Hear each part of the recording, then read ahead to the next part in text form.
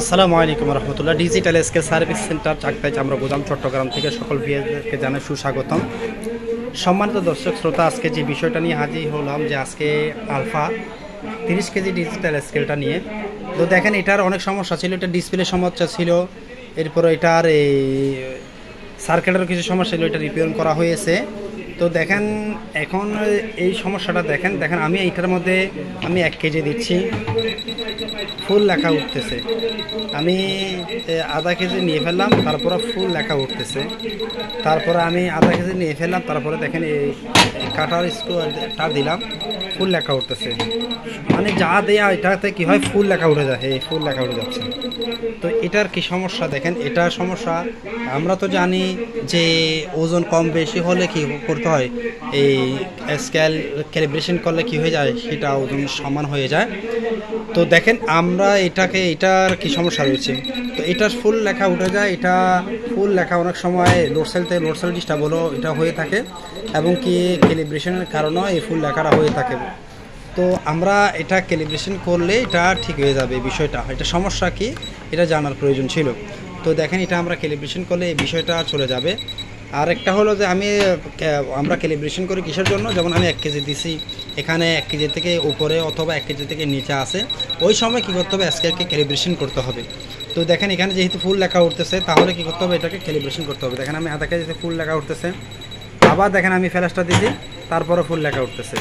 তো এটাকে আমরা কি করব, এটার সমস্যা হচ্ছে মূলত এটা ক্যালিব্রেশন করলেই এটা হয়ে যাবে আশা করতেছি।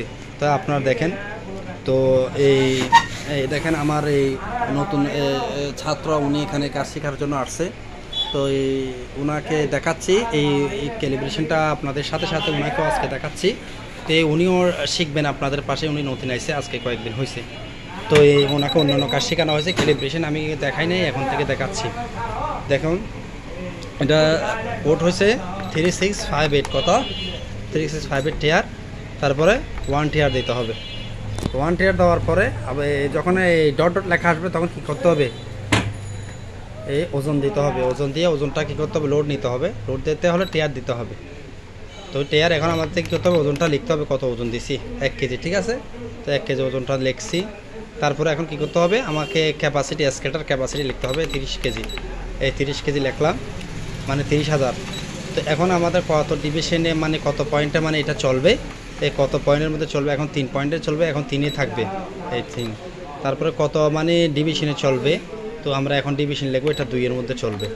তো দেখেন এখন সঠিক হয়ে গেছে, এখন কোনো ফুল লেখা হচ্ছে না। এই আধা কেজি হচ্ছে 500 গ্রাম, এই 500 গ্রামে 500 গ্রাম হচ্ছে,